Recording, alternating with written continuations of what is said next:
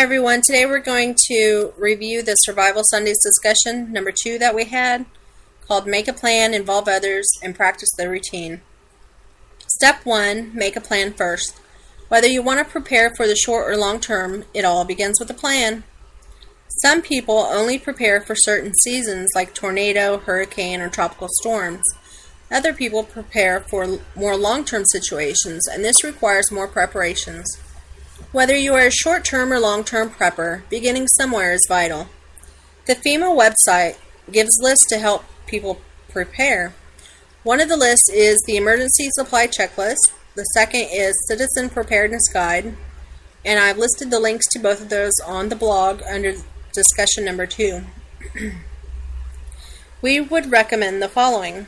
1. Choose a situation or situations to prepare for and plan according to these. Number 2, have a good old family fashion sit down. 3, where would you go in the event of a disaster? 4, how long might you have to be gone? 5, be realistic in your plan and preparedness budget. I listed that because if you don't have a lot of money to go out and spend on a lot of preparedness items, don't think that you have to. Just take it little by little and slowly each week, if you can add one item to your kit or to your plan, that's good enough. Number 6, what supplies do you need? 7, what skills or training might you need? 8, assess everyone's concerns. 9, iron out all details and write it out. 10, if evacuating to a family member or friend's home, plan ahead with them. I listed that because in the event of a disaster, you don't want to just show up on someone's doorstep expecting they're going to be able to take care of you. They might have had their own plan and actually left themselves. And so you're kind of wasting the trip. Or if they're even home, they might not have the supplies themselves or the ability to take you in. So just plan ahead. Use your head and plan ahead. So I did mention if you have younger children, most of the planning is going to be on you and your spouse, or if you're a single parent, it's going to be on you. That's fine, but if you happen to have older children, they can help you in the planning and getting supplies ready and preparing and all this stuff. They're going to be a big help for you. Stay calm and keep practicing your plan regularly. I suggested that you should probably practice this twice a month. That way, in the event of a disaster, the adrenaline's going to be going. There's going to be a lot of things on your mind. And if you can get into more of a routine, it's going to be a lot easier for you. Have your bug-out bags or emergency bags ready to go at all times. That way, in the event of a disaster, you can just grab them and go. It cuts down the time trying to gather everything up. So, as a family, if you can take CPR and first aid, that's going to really be vital because those are skills you should know regardless of any situation anyway. But if you're also able to take some wilderness or survival classes, that's going to be really helpful because you're going to learn how to build shelters and make fire, purify water, recognize wild plants and edibles. The kids will also enjoy those kind of activities because for them it's like camping.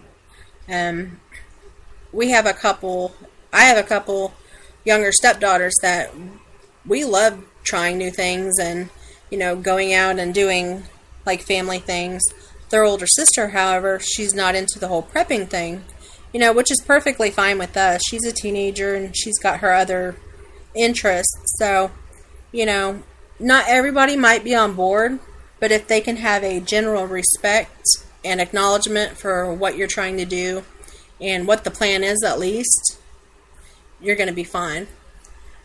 I also did mention that kids might really enjoy these different types of outings and skills, and it could help them to take an interest in Boys or Girl Scout clubs or other clubs such as these anyway, because it'll help build on their knowledge of information and also teach them social skills, which is very important. I also recommended taking self-defense and weapons training as a family. This is just going to make sure that everyone knows how to properly use, store, secure, and fire a weapon. Look, the fact of the matter is, nothing bad may ever happen.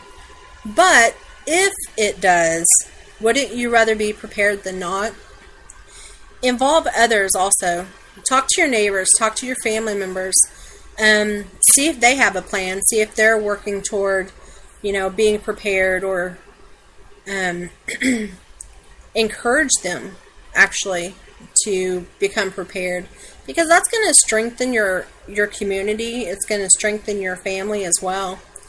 In the event that something wants to happen, if all of your neighbors know you're a prepper, but they don't have their own supplies, or they're not prepping, everyone's going to come to your house in the event of a disaster, expecting you to, save the day for them.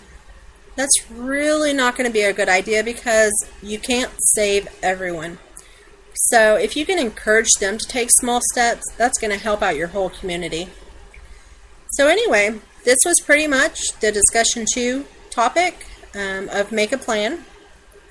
And I look forward to doing this for weeks 3 and 4. And I hope you didn't mind listening to the session and me ramble.